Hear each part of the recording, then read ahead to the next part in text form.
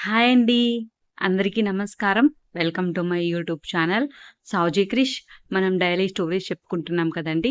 ఈరోజు ఒక మంచి హార్ట్ టచింగ్ స్టోరీ తోటి నేను మీ ముందుకొచ్చానండి. నాకైతే చాలా బాధగా అనిపించిందండి ఈ స్టోరీ వింటే. మీరు కూడా తప్పకుండా లాస్ట్ వరకు వినండి. మీకెలా అనిపించిందో తప్పకుండా కామెంట్ చేయండి. ఒక సైనికుడి కథ అండి ఇది. తప్పకుండా ప్రతి ఒక్కరూ వినాల్సినటువంటి ఒక మంచి స్టోరీ అండి. తప్పకుండా లాస్ట్ వరకు వినండి. ఒక సైనికుడి కథ. ఇప్పుడు కథలోకెళ్దామండి మనం. పరదేశంతో యుద్ధం ముగించుకున్న ఒక సైనికుడు తన తల్లిదండ్రులకు ఫోన్ చేశాడు. సైనికుడు, అమ్మా, నాన్న, ఇక్కడ యుద్ధం ముగిసింది. నేను ఇంటికి వచ్చేయాలనుకుంటున్నాను అన్నాడు. నాన్న, చాలా సంతోషం. నీ రాక కోసం మేము ఎదురుచూస్తూ ఉంటాము. నువ్వు ఎప్పుడు బయలుదేరుతున్నావు? సైనికుడు, నాన్న, నేను ఇంకో 2 రోజుల్లో బయలుదేరుతాను. అని ఇంకో మాట నాన్నా. నాతో పాటు నేను నా స్నేహితుడిని కూడా మన ఇంటికి తీసుకురావాలి అనుకుంటున్నాను. అతనికి తల్లిదండ్రులు ఎవరూ లేరు.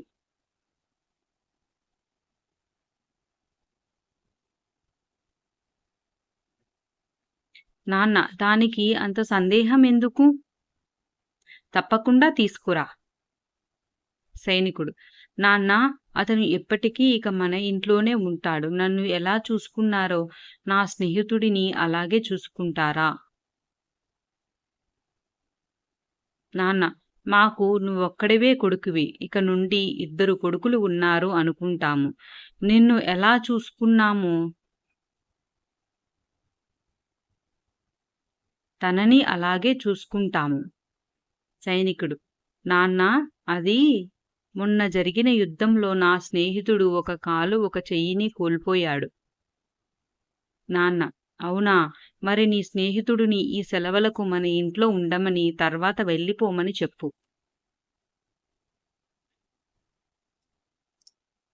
సైనికుడు, తనకు ఎవరూ లేరు కదా నాన్న, ఎక్కడికి వెళ్తాడు? నాన్న, మనందరం ఎవరి జీవితం వాళ్ళు గడపడంలో చాలా బిజీగా ఉన్నాము. అందరిలా ఉండి అన్నీ బాగుంటే సరే కానీ, జీవితాంతం ఒకరిపైన ఆధారపడే అతనిని ఎన్నాళ్ళని చూసుకోగలం?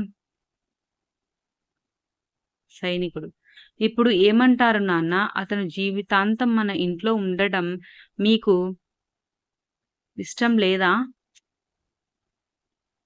నాన్న, అది కాదు బాబు. ఒకరిని జీవితాంతం భరించడం చాలా కష్టం. నువ్వు అతడి సంగతి వదిలేయ్. అతను ఎలాగోలా బ్రతుకుతాడు. నువ్వు అయితే ఇంటికి వచ్చెయ్. నీ కోసం అమ్మ మరియు నేను చాలా రోజుల నుండి ఎదురు చూస్తున్నాం అన్నాడు.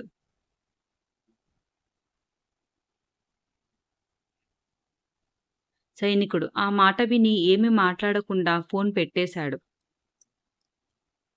ఈ సంభాషణ ముగిసిన 2 రోజుల తర్వాత తల్లిదండ్రులు కొడుకు రాక కోసం ఎదురు చూస్తున్నారు.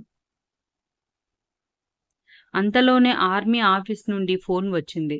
ఆఫీసర్, మీ కొడుకు బిల్డింగ్ పైనుండి దూకి ఆత్మహత్య చేసుకుని చనిపోయాడు అని. ఆ మాట విన్న తల్లిదండ్రులు ఒక్కసారిగా కుప్పకూలిపోయారు.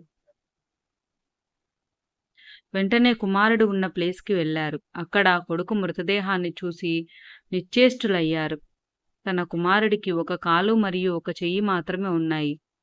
ఆర్మీ ఆఫీసర్ ఇలా చెప్పాడు. మొన్న జరిగిన యుద్ధంలో చాలామంది సైనికులు మరణించారు.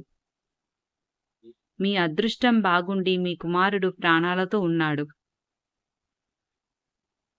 కానీ యుద్ధ సమయంలో తన చెయ్యి మరియు కాలు పోగొట్టుకొని వికలాంగుడయ్యాడు.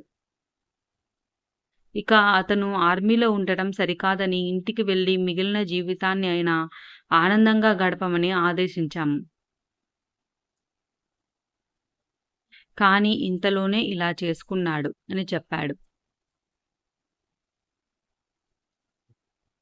ఇదంతా విన్న తల్లిదండ్రులకు అసలు విషయం అర్థమై గుండెలు పగిలేలా ఏడ్చారు.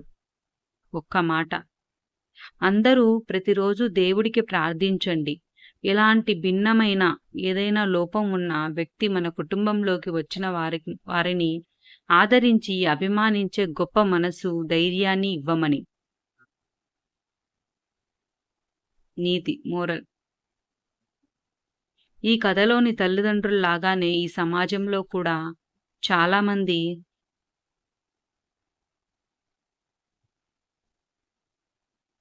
ఉన్నారు. ఆరోగ్యంగా, అందంగా ఉండే వాళ్ళని చేరదీయడం, ఏదైనా ఇబ్బంది ఉన్న వారిని మనకెందుకులే అని వదిలేయడం. ప్రతి ఒక్క మనిషి మనం ఎలాంటి పరిస్థితుల్లో ఉన్నా మనల్ని ప్రేమించే కుటుంబం ఒకటి ఉంటుందని ఆశతో ఉంటారు. ఆ ఆశను ఎప్పటికీ నిరాశ చెయ్యొద్దు. విన్నారు కదండీ! నాకైతే చాలా బాధగా అనిపించిందండి. మీకెలా ఉందో తప్పకుండా కామెంట్ చేయండి. ఈ వీడియో నచ్చినట్లయితే తప్పకుండా లైక్ చేయండి, షేర్ చేయండి, సబ్స్క్రైబ్ చేయండి. ఇది మీ ఫ్రెండ్స్‌కి, రిలేటివ్స్‌కి ఉపయోగపడుతుంది అనుకుంటే తప్పకుండా షేర్ చేయండి. ఇప్పటివరకు సబ్స్క్రైబ్ చేసుకున్న వాళ్ళు ఎవరైనా ఉంటే తప్పకుండా సబ్స్క్రైబ్ చేసుకోండి. థాంక్ యూ అండి.